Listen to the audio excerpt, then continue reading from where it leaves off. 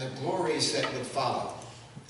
It was revealed to them that they were not serving themselves, but you, when they spoke of the things that have now been told you by those who have preached the gospel to you by the Holy Spirit sent from heaven.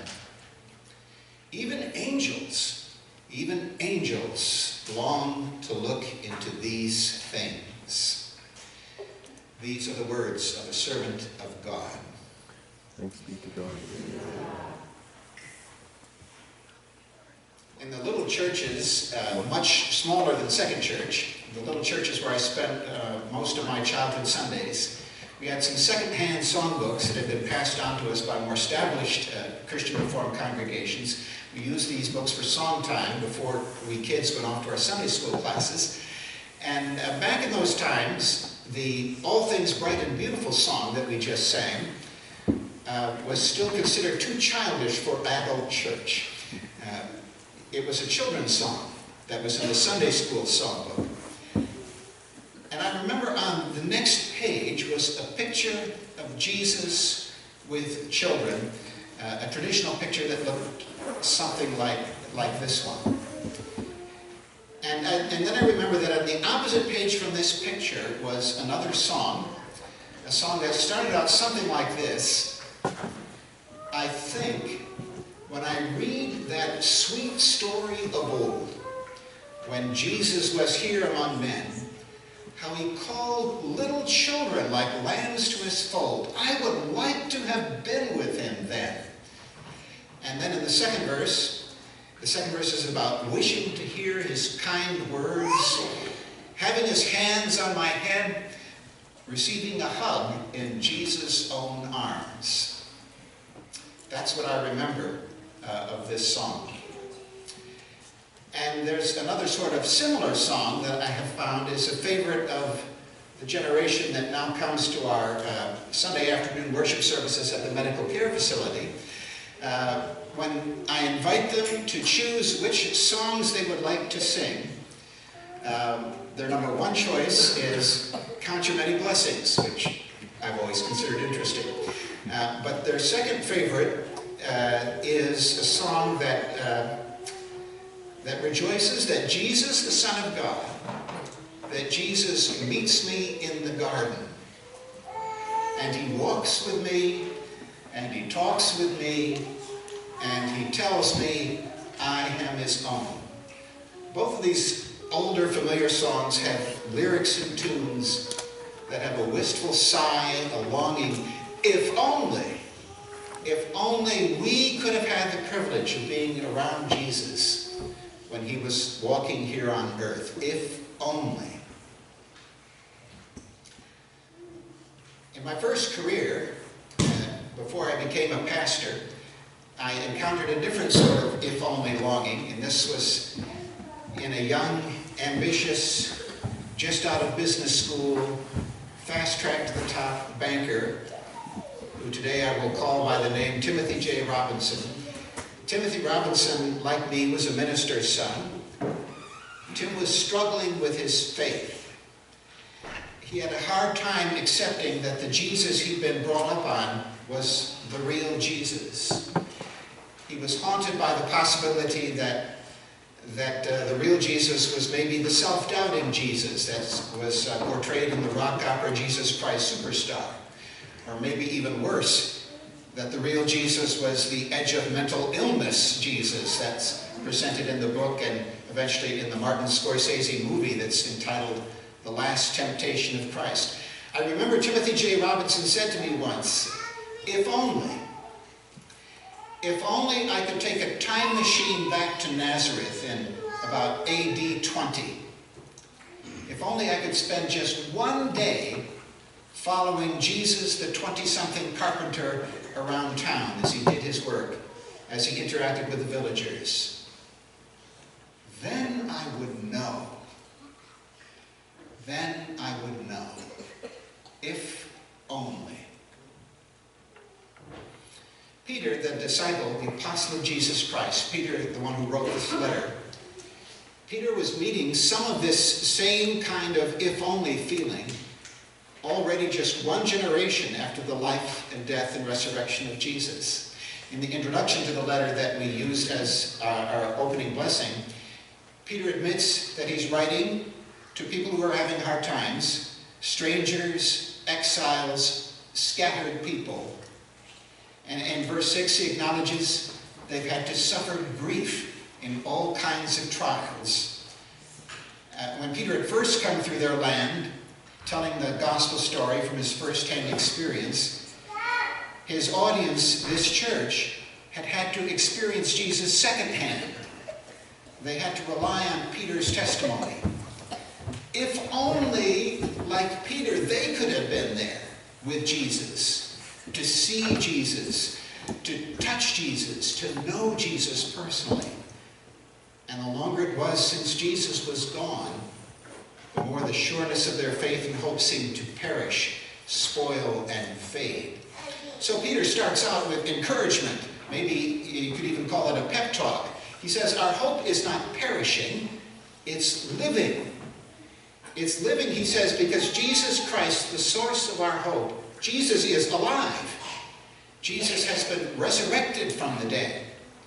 So you poverty-stricken, scattered, landless strangers, you landless strangers, you have an inheritance that will never perish, never spoil, never fail. An inheritance that's more valuable than any quantity of land or gold or money in the bank. A salvation inheritance. It's on deposit in a hellfire-proof, heavenly safe deposit box. It's waiting for you. And then Peter reminds them how good that salvation had looked to them. How precious did that grace appear the hour they first believed. In that hour, Peter reminds them, they had been filled with an inexpressible and glorious joy. They had felt an intense love for Jesus Christ in return for the love that Jesus had shown them in his willingness to suffer. And Peter also reminds them, all this happened, this love, this faith, this joy, even though they had never actually seen, never touched, and never known the man Jesus. Though you have not seen him, you love him. And even though you do not see him now, you believe in him and are still filled with inexpressible and glorious joy. Well, I wonder if the next time Peter stopped in to see these churches, I wonder if he didn't tell them the gospel story as we find it today in the Gospel of Mark. According to church tradition, Mark wrote his gospel to preserve how Peter had preached the story of Jesus' ministry and death and resurrection. Read the Gospel of Mark through it one sitting sometime. Pastor McLeod, when he was constantly reminding us of this when he preached through Mark last year. And we would read chapter after chapter, filled with stories of people who actually did see Jesus, people who touched him, people who traveled with him, people who you would have thought knew Jesus well, and yet they all, priests, scribes, Pharisees, even John the Baptist, even the disciples, even Jesus' own brother, even Mary, the mother of Jesus, they did not understand who Jesus really was. They did not understand what Jesus Christ was doing. And Peter, least of all. Peter, when faith and courage was most needed, Peter had denied that he even knew who Jesus was. Denied not once, but 3 times. You know, in an odd, ironic way, Peter was right. He did not yet know who Jesus was when he denied him. And Peter, who had seen, who had touched the man Jesus, Peter, when he went to visit the churches, would admit this sorry history freely as he preached the gospel story to his audience. Maybe he would tell them the risen Jesus' words to another disciple, to doubting Thomas. You have seen me, and so you believe. Blessed are those who do not see me and still believe. And so with similar words, Peter is encouraging this audience, seeing the man Jesus, touching the man Jesus, that's not the key. what's important is that you love Jesus, though you have not seen him. That you believe in Jesus, though you do not see him now. This, Peter says, this is the key to your living hope, your lasting inheritance, the salvation of your souls. If you love Jesus, if you believe on him, then you've got it good. You've got it good. And then Peter goes on in his letter. Do you know what Peter writes to these Christians, beginning in verse 10? You are better off than the prophets were. You actually are ahead of every single one of those people who wrote the Bible. The Old Testament, that was their Bible. These prophets, yes, they were inspired by the Spirit. They wrote down the words of the Bible. But they didn't have nearly as good an idea of the impact of what they were saying as you do, as we do, Peter says. These prophets didn't know what God's timing was going to be. They didn't know when or how Jesus Christ would come. They didn't have nearly as good an idea of the impact of what they were saying as we do. They had a hard time putting together how the Messiah could both suffer at the hands of God's enemies and achieve glorious victory over God's enemies. But you, Peter says, you have it better than the prophets who wrote the Bible. You know more about God's timing. You know how Christ has come, how he died and rose and ascended into heaven. You felt in your hearts the evidence of the coming of the Holy Spirit. You've got it good. You've got it better than the prophets.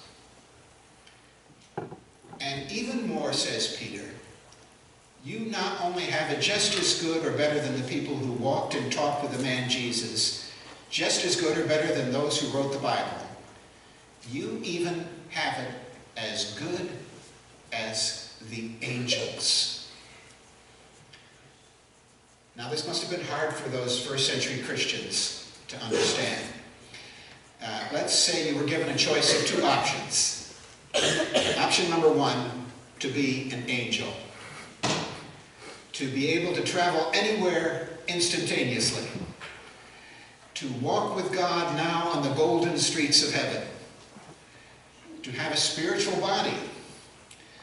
To be able to sing on perfect pitch and perfect harmony and perfect rhythm every time. Choice one. Or choice two. To be a human being in the first century. To walk mainly from field to village on alternatively dusty or muddy footpaths. To be hungry sometimes and thirsty. To work hard to raise a bland diet of food that might well leave you with heartburn or indigestion. To be dependent on a water supply that sometimes went dry or was filled with diarrhea-causing microbes. To suffer from fatigue and disease. To have your eyesight and memory and singing voice constantly failing. To face the prospect of death. Peter says, you know what? Choice two, to be a first century human being and not an angel, choice two is good. Well, it's the 21st century now, and there's been an additional complication that makes it harder for us to understand what Peter is saying, maybe even than 2,000 years ago. And that's because there are people out there who are under the impression that when we human beings die and go to heaven, that we get promoted. We sprout wings. We become angels ourselves. That idea is not from the Bible. Actually, it's from Hollywood movie scripts. So please don't get your hopes up about your future winged existence or think that you have an angel existence in your future. Because Peter says, choice two, being human now and forever, it's just as good, maybe better, than choice one, to be an angel now. We human beings are on a par with angels already, at least a par. At the end of the Bible, the Apostle John, he wants to worship the angel that's leading him through the visions in the book of Revelation. And what does the angel say? Don't worship me. Don't worship me. I am a fellow servant. Worship God. And in one important way, humans are better off than angels. Salvation is not for angels. Amazing grace is not for angels. Angels either remain faithful to God as they were created, or they're condemned with the evil angel Satan forever because they joined in his devilish rebellion. That's it. When it comes to salvation, angels are like sports fans in the stands. They're just watching the action. Peter writes, angels long to look into the things that you already experience. Things of salvation, things of the gospel of Jesus Christ, things which we humans by God's grace participate in, that we humans experience in a way which no angel ever has, no angel ever shall, no angel ever can. The angel's joy is never more than just a reflection of our human salvation. As Jesus said, when is there rejoicing in the presence of the angels of God? When one sinner repents. So no more of this if-only stuff, Peter says. You've got it good. We've got it good. In my time as a church pastor, I had an if-only problem myself. And it usually came when I'd be reading through the book of Acts or preaching through it, even other church histories, but especially the book of Acts. And I would read how the church grew, especially in those first centuries after the life, death, and resurrection of Jesus Christ. And I would look at the rapid pace of growth. I would look at how widely the gospel spread in such a short time and with such meager resources. I would look at how the church was able to discuss serious issues and actually resolve them quickly. I looked at the ways that the church would refocus on what was important and what was crucial for the gospel. What energy, what power, what spirit filling was there. And then I would look where I was. I would look at typical congregations that I've been a part of in Lake Odessa and Wyoming and Grand Rapids, in Edmonton, Alberta, in Western Canada. I would look at our Christian Reformed denomination, and I would start to think things like, oh, if only I could have been a church member back then. If only I could have been a church leader back then instead of now. Well, what Peter told these first century believers, those three things we've already talked about, also apply to me and to us now. We do have it good. Without seeing, touching, or knowing the man Jesus, we can love Jesus Christ. We can believe in a more blessed way than even those who walked and talked with Jesus could. And second, we not only have it better than the Old Testament writers, we also have it better even than the New Testament authors. We can see how over 2,000 years worth, how God's been working out his kingdom plan for the whole world, more than Peter and Paul and John and those first century believers could ever have imagined. And third, we have the same advantage over the angels as Christians do of all times and places. But on the Thanksgiving Day, if we really want to see how we have it good compared to those first century Christians, there's some other measures we could use. And actually, all you have to do is read the rest of the first letter of Peter. You might want to take the half hour or less it takes to read that sometime soon. The rest of the letter reminds us of the kinds of people that were most likely to be those first Christians, what kinds of situations they were facing, and it should make us grateful. There are 4 types of these people and situations that this letter and church history tells us about. Group 1, first century Christians. They lived under a harsh dictator's government. They lived under leaders and laws they did not choose, under emperors and kings and governors, or worse, who felt free to oppress them, tax them very heavily, tax them even more heavily if they were poor and unconnected. And in chapter 2, beginning at verse 13, Peter tells these Christians, he tells them, honor and submit to these rulers, so that the dictators will not oppose the spread of the gospel. We 21st century United States Christians, we have a part in choosing our leaders. And if the leaders lead badly, there are constitutional means by which such leaders can be replaced. Might be by elections, might be some other method. And we have the freedom to work to change bad and unjust laws. And one thing that still amazes me, from what I've talked to third world countries, when I think about the students in programs at, say, our denomination's Calvin University, that school gets significant government assistance, and the students do, without having to soft pedal the gospel in any way. Our government actually invites us to reduce our taxes by making donations to our own churches or other Christian organizations. And you know, I bet if Second Church started up a new church program, say for kids in our town, or any program with any kind of community emphasis, I bet if we invited Fremont's mayor or our state legislators to come and have their picture taken at the ribbon cutting of our grand opening, I bet they'd adjust their schedules to show up and be here.